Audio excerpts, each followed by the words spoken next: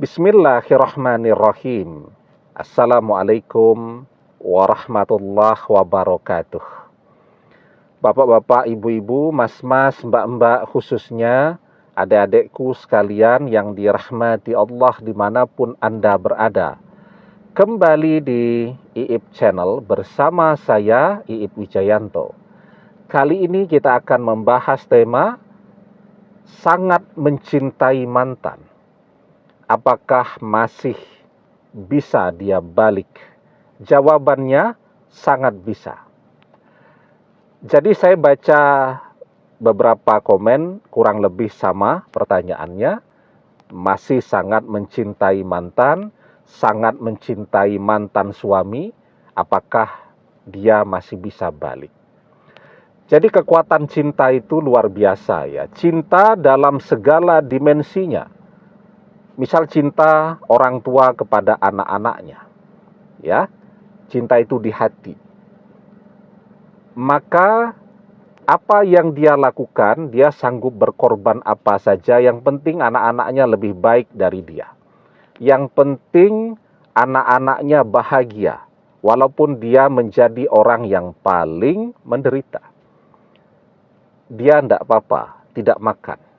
Yang penting anak-anaknya bisa makan dengan layak. Itu cinta. Ya. Jadi cinta dalam semua dimensinya itu luar biasa.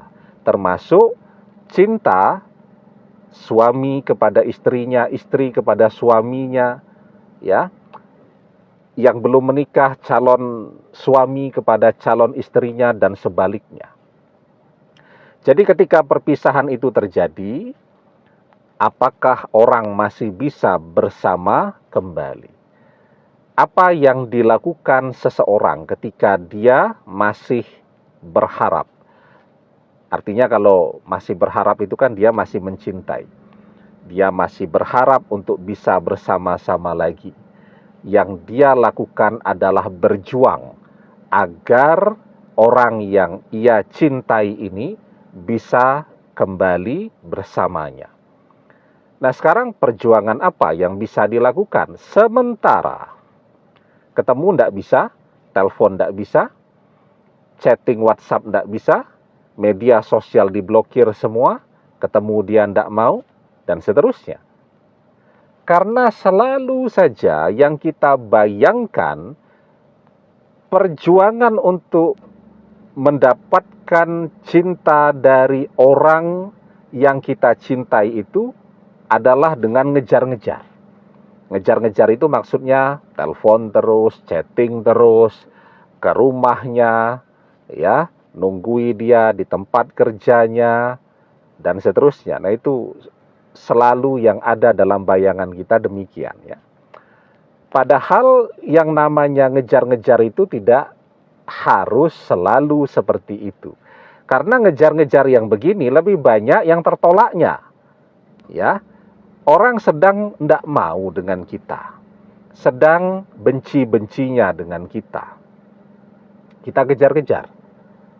Itu tidak akan membuat perasaannya jadi berubah, jadi tersentuh. Yang ada, dia justru merasa kehadiran kita itu mengganggu hidup dia. Dia butuh waktu untuk menenangkan diri. Ya, itu kenapa dia memblokir media sosial kita dan seterusnya. Jadi manusia itu ada waktunya di mana orang butuh bersama-sama, ya. Tapi ada juga waktu di mana orang butuh menyendiri. Ada waktunya orang selalu dekat, tetapi ada waktunya di mana orang butuh untuk menjauh, ya. Contoh ya, kita pengen melihat diri kita sendiri. Di depan cermin, kita nempel di depan cermin. Apa kelihatan diri kita? Kan enggak. Ya, agar bisa melihat siapa diri kita di cermin tadi, harus ada jarak. Ya, kita mundurnya sedikit, yang kelihatan wajahnya. Mundur lagi sedikit, yang kelihatan sampai pinggang. Kita mundur agak jauhan, kelihatan semua sampai ke kaki. Itulah yang kemudian mantan butuhkan. beri kesempatan dia untuk menyendiri, untuk merenung, untuk merasakan rasa kangen kepada kita. Nah, kalau kita kejar-kejar terus, bagaimana mantan bisa mau kangen kepada kita? Ya, yang ada tadi bukannya kangen, tapi justru jadi tambah benci. Orang lagi pengen menyendiri, kok kita paksa untuk ketemu? Kita pun rasanya begitu. Kita mau tidur siang. Ya, tahu-tahu ada misalnya sales ya, kan sering tuh ke rumah-rumah ya, menawarkan apalagi musim hujan begini kan, misal alat-alat pengusir nyamuk dan seterusnya itu. Macam-macam lah sales tuh datang. Tidak dibukakan pintu, tidak pergi. Terus saja, permisi, permisi, permisi. Padahal kita ngantuknya luar biasa. Kita bukakan pintu, ada apa Pak? Mau nawarkan produk gini-gini? Oh enggak Pak. Maksa pokoknya untuk masuk, untuk ketemu. Apa kita jadi respect melihat kegigihan dia menawarkan produknya tadi? Enggak. Jadi tambah jengkel kita.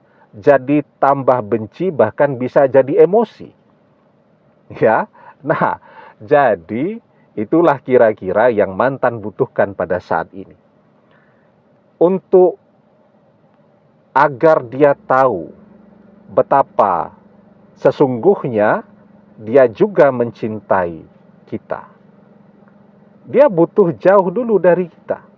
Karena dalam jauh itu dia belajar untuk memahami rasa kangen kepada kita. Ya. Sementara kalau dekat terus tidak kangen. Coba deh ya. Kita ketemu terus tuh sama saudara. Setiap hari kakak adik kita karena masih satu rumah. Kangen tidak sama mereka? Enggak. Coba mereka ikut study tour misal seminggu, kangen.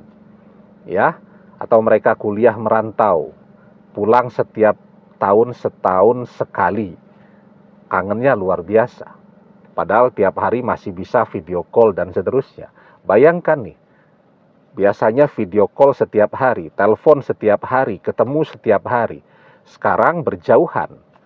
Ya, tidak pernah video call, tidak pernah telepon, tidak ada chatting, tidak ketemu. Memang kita menderita dengan rasa kangen. Tapi di sana mantan juga merasakan dirinya asing, aneh. Karena apa? Ada yang berubah sekarang.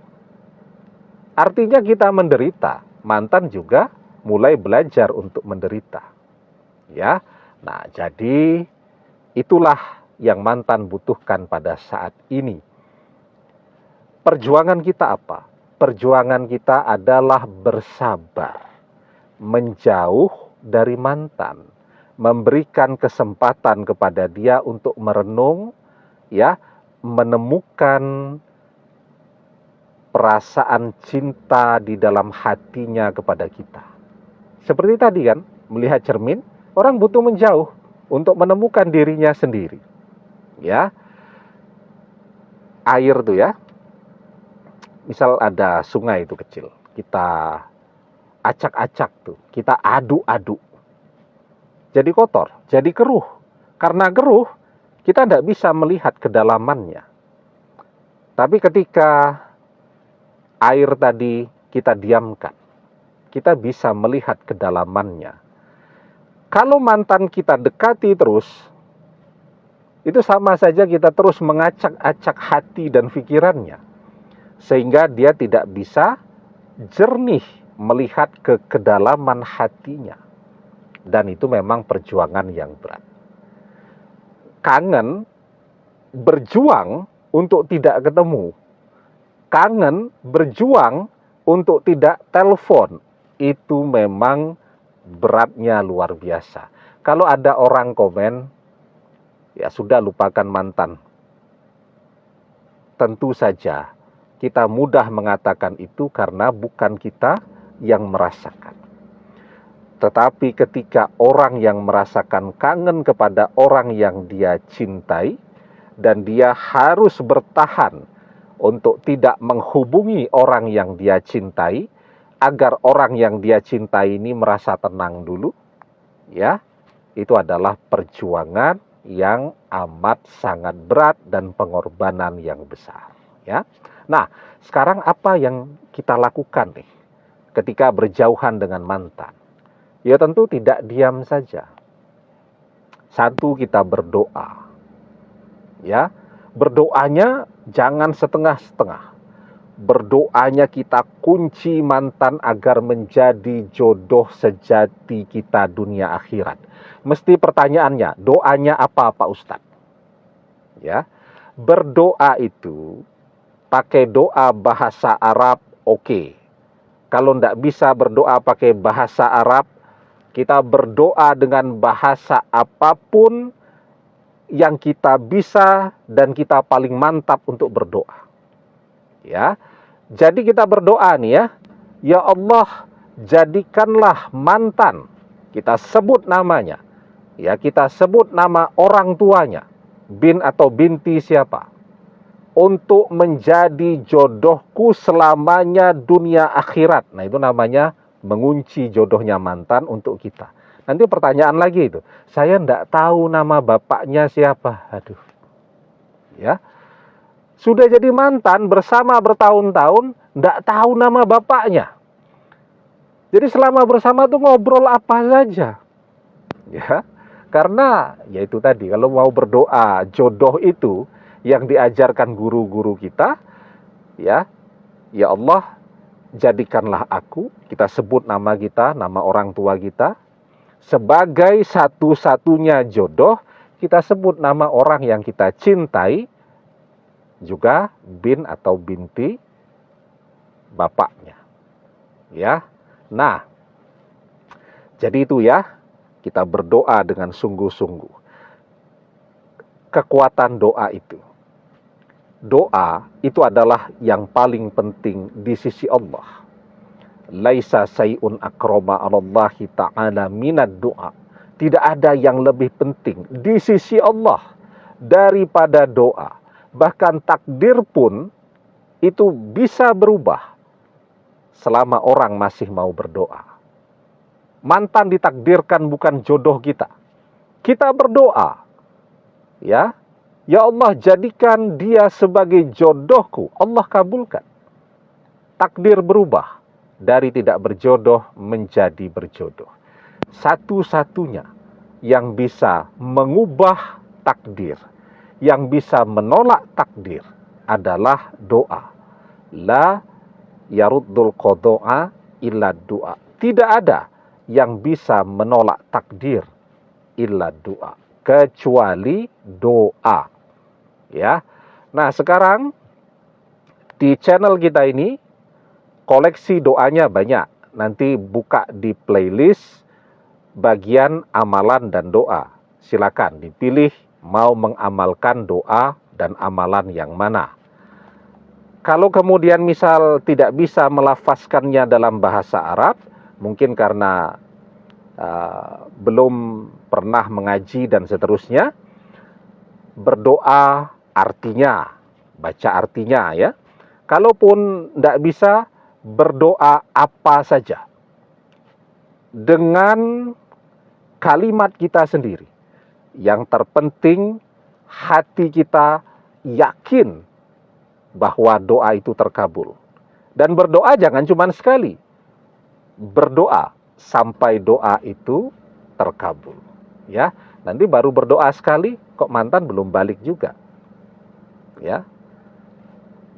Kunci keberhasilan doa itu dia sabar. Ya, tidak mengeluh sampai doa itu terkabul. Yustajabu li ahadikum malam ya'jal yaqulu qad da'watu rabbi falam yastajibli. Doa salah seorang di antara kalian pasti dikabulkan selama ia tidak tergesa-gesa. Siapa itu orang-orang yang tergesa-gesa? Yakni orang-orang yang mengatakan aku sudah berdoa kepada Robku, tetapi dia tidak mengabulkannya untukku. Nah, jadi kita sabar berdoa sampai doa itu terkabul. Demikian, semoga bermanfaat. Wallahu a'lam bissawab, billahi taufik wal hidayah. Assalamualaikum warahmatullahi wabarakatuh.